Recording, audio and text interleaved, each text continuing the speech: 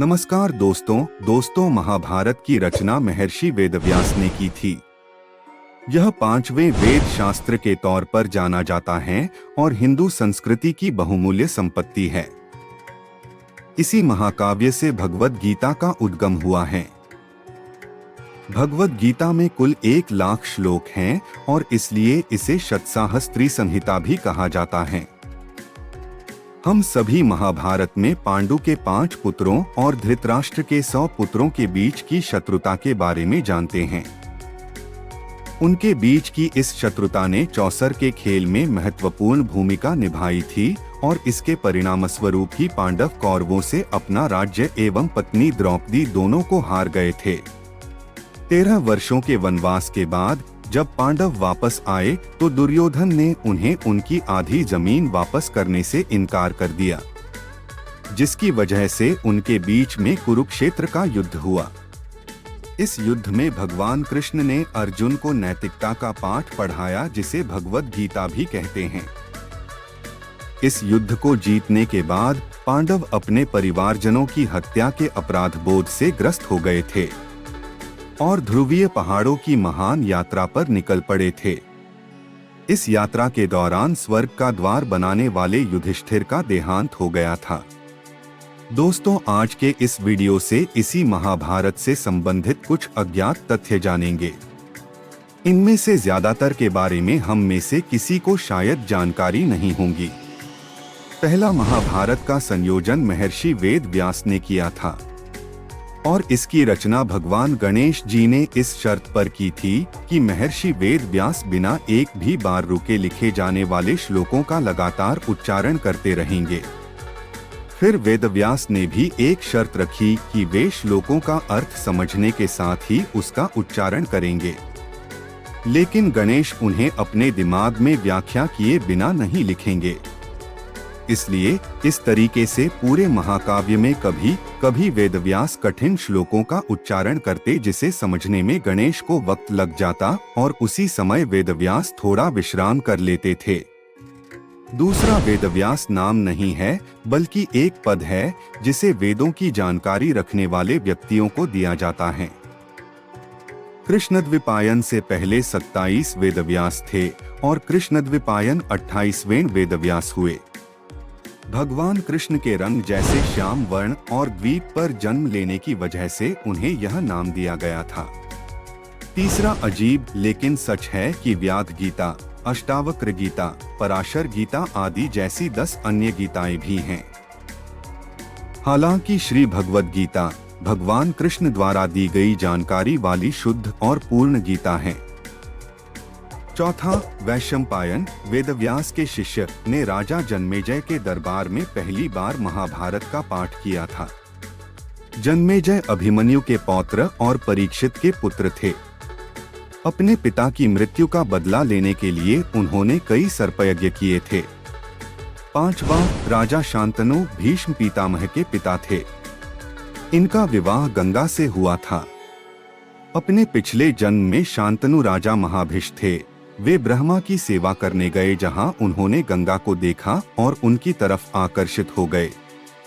इसी बीच ब्रह्मा ने उन्हें श्राप दे दिया और नरक में जाने को कहा, जिसकी वजह से अपने अगले जन्म में वे राजा प्रतीप के पुत्र शांतनु के रूप में पृथ्वी पर आए और गंगा से विवाह किया।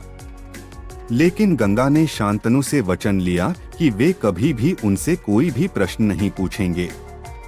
शांतनु इस बात पर सहमत हो गए। उन्हें 8 बच्चे हुए और पहले 7 बच्चों को गंगा ने नदी में डुबा दिया। उन्होंने कभी कोई प्रश्न नहीं पूछा, लेकिन जब गंगा अपने 8वें बच्चे को डुबो रही थी, वे क्रोध से भर उठे और गंगा से इसकी वजह पूछी। तब गंगा ने उनसे उनके पिछले जन्म और भगवान ब्रह्मा के श्राप के बारे में बताया। इसके बाद वह उनके 8वें बच्चे के साथ चली गई। 6वां, धर्म ग्रंथों के अनुसार 33 मुख्य भगवान हैं और उनमें से एक हैं अष्टवसु, जिनका जन्म शांतनु और गंगा के पुत्र के रूप में हुआ था, जो उनकी 8वीं संतान भीष्म थी। सातवां, शांतनु का दूसरा विवाह निषाद की पुत्री सत्यवती से हुआ और उससे उनके 2 बच्चे चित्रांगद और विचित्रवीर्य हुए।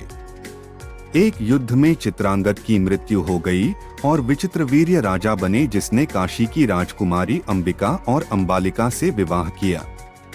आठवां, महाभारत में विदुर यमराज के अवतार थे। ये धर्मशास्त्र और अर्थशास्त्र के महान ज्ञाता थे। ऋषि मांडव्य के श्राप की वजह से उन्हें मनुष्य योनि में जन्म लेना पड़ा था। नौवां, कुंती ने अपने बचपन में ऋषि दुर्वासा की सेवा की थी। वे कुंती की सेवा से प्रसन्न हुए और उसे एक चमत्कारी मंत्र बताया। इस मंत्र के माध्यम से कुंती किसी भी भगवान से बच्चा मांग सकती थी। इसलिए विवाह के पहले कुंती ने सूर्य देव से शिशु की मांग की और कर्ण का जन्म हुआ, जिसे उन्होंने गंगा में बहा दिया। 10वां, ऋषि किंदम की श्राप की वजह से पांडु ने साम्राज्य छोड़ दिया था और सन्यासी बन गए थे। कुंती और माद्री भी उनके साथ वन में रहने लगी। यहाँ दुर्वासा के मंत्र से धर्मराज युधिष्ठिर का जन्म हुआ। इसी प्रकार वायुदेव से भीम, इंद्र से अर्जुन का जन्म हुआ। कुंती ने यह मंत्र माद्री को बताया, जिससे नकुल और सहदेव का जन्म हुआ।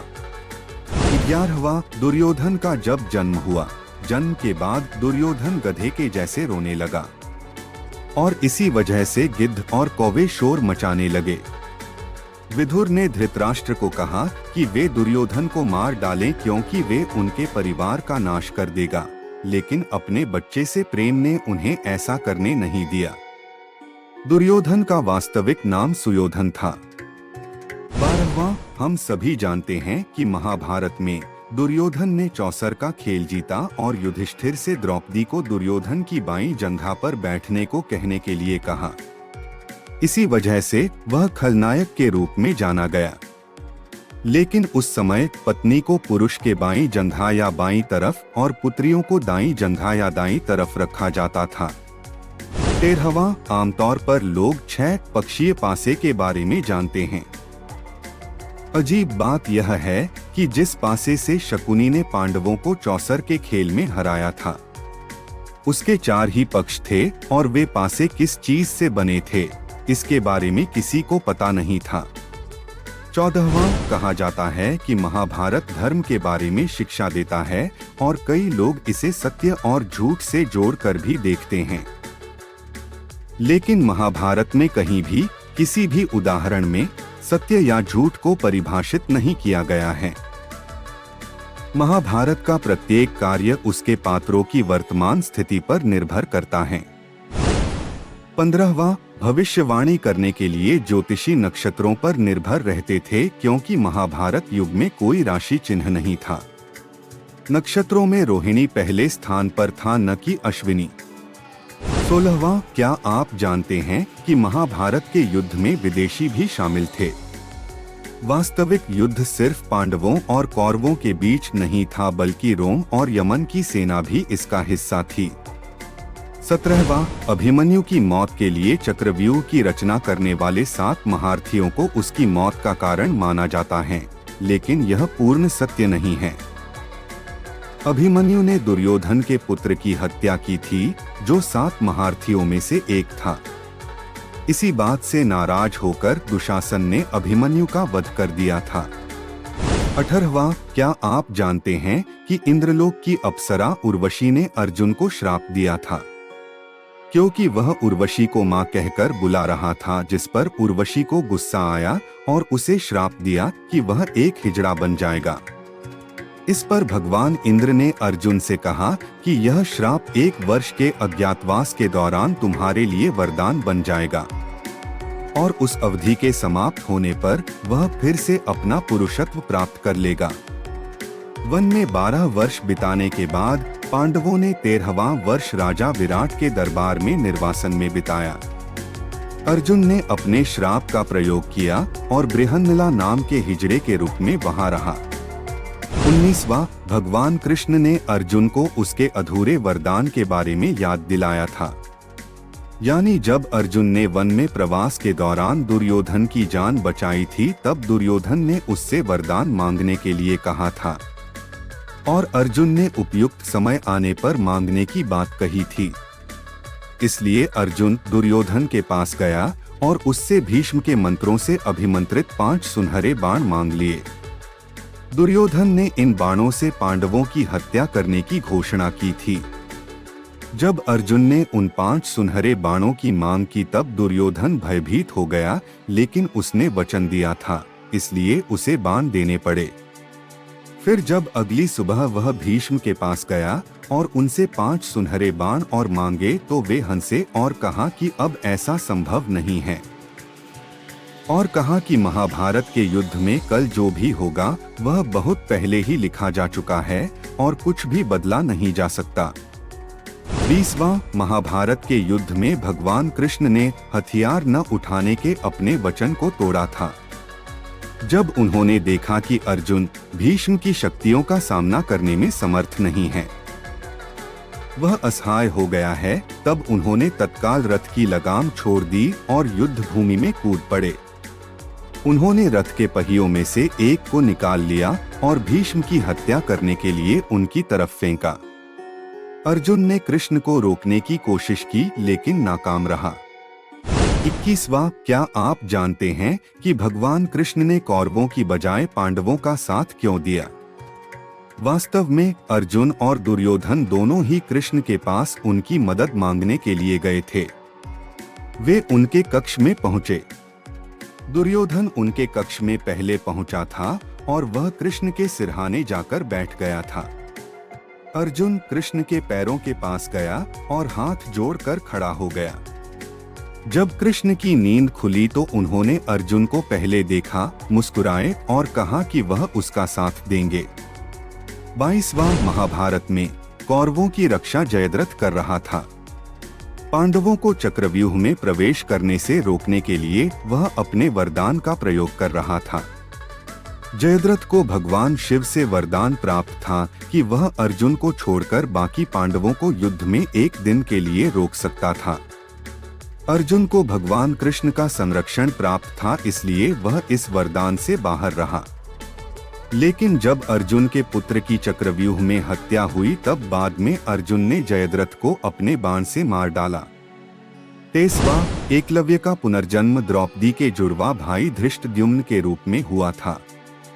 रुक्मिणी के अपहरण के दौरान कृष्ण ने उन्हें मार डाला था, इसलिए गुरु दक्षिणा के तौर पर कृष्ण ने उन्हें पुनर्जन्म लेने और द्रोण से बदला पूरा करने का वरदान दिया था। 24वां, दुर्योधन ने भगवद गीता सुनने से यह कहकर मना कर दिया था कि वह सही और गलत के बारे में जानता है। उसने यह भी कहा कि कुछ शक्तियां हैं जो उसे सही मार्ग चुनने नहीं दे रही। अगर उसने कृष्ण की बातें सुनी होती तो युद्ध टाला जा सकता था। 25वां, आश्चर्य की बात है, द्रौपदी देवी दुर्गा की अवतार थी। एक बार देर रात भीम ने द्रौपदी को मां दुर्गा के रूप में देखा। वह भीम से खाली कटोरे में भीम का खून मांग रही थी। मृत्यु से डरा हुआ उसने यह पूरी कहानी अपनी मां कुंती को सुनाई। फिर उन्होंने द्रौपदी को भीम को कभी दुख न पहुंचाने के लिए कहा। नश्वर होने के नाते द्रौपदी को वचन देना पड़ा और ऐसा करते समय वह अपने होंठ काट लेती है। कुंती अपने कपड़े के किनारे से उनके होठों पर लगे हुए खून को साफ करती है और वचन देती है कि भीम उसके लिए कटोरा भरेगा। दोस्तों, वीडियो अगर पसंद आई हो तो सब्सक्राइब, लाइक्स और शेयर करना ना भूले। वीडियो देखने के लिए आप लोगों का बहुत बहुत धन्यवाद।